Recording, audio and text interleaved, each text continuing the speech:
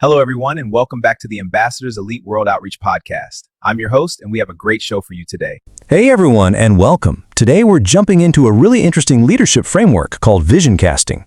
We're pulling from a daily devotional text that's all about how leaders can create and communicate a powerful sense of purpose. Let's dive right in. So, the source material kicks things off with this incredibly powerful and famous verse from Proverbs.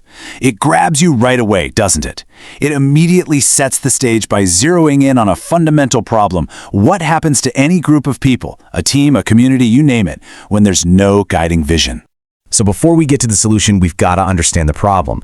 Let's take a closer look at the consequences the source lays out when that vision is missing.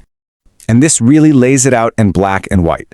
The text paints this super clear picture of two different worlds. On one side, without vision, you get aimlessness, confusion, and stagnation. But on the other, with vision, everything shifts to purpose, clarity, and growth. It's a really simple but profound contrast. The source then digs into the domino effect of this drifting, as it calls it. Without a clear direction, people get confused. Motivation just disappears. And in a faith community, that means spiritual growth stalls out and discipleship becomes fractured. And here's the kicker. The leaders themselves actually lose their influence.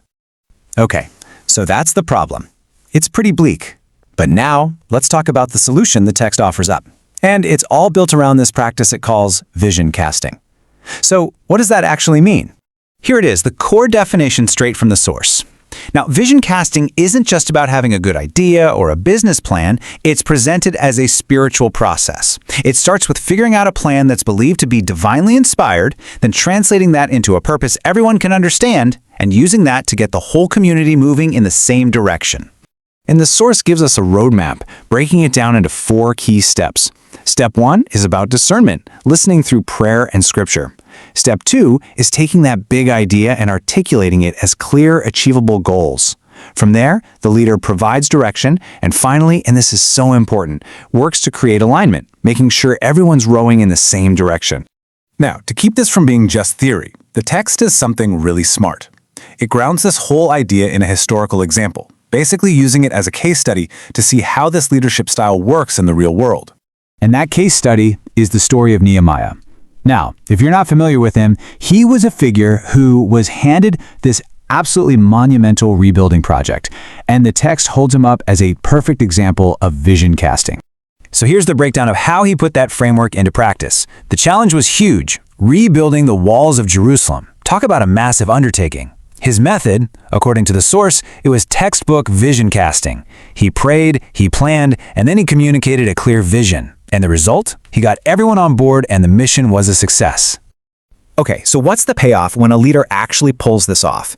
What are the good things that happen inside the community? Well, the source points to a few key benefits.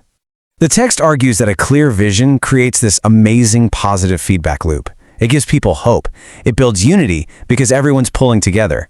It naturally creates accountability since everyone knows their part to play. And it builds perseverance, which helps the whole group push through tough times. You can see how these all feed into each other, right?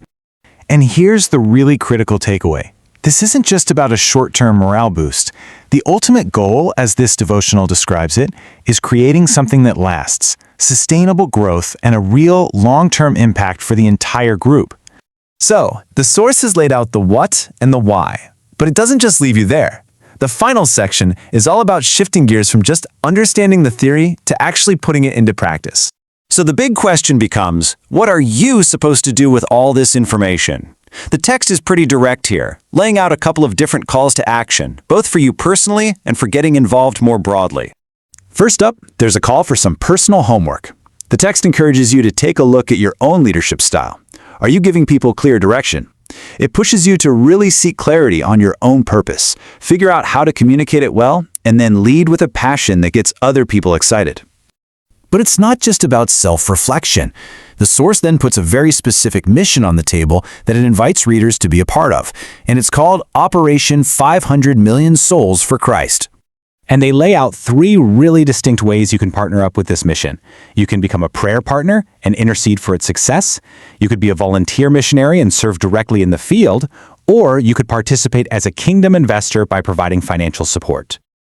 And finally, to keep everyone connected, the source points to a bunch of digital hubs. We're talking online prayer groups, social media channels, podcasts, videos, basically plenty of ways to stay engaged and learn more. And that brings us right back to the central theme of this whole framework. The source leaves us with this one big question to chew on, and it applies to absolutely everyone. Whether you're leading a giant organization, a small team, or just navigating your own life, what's the vision?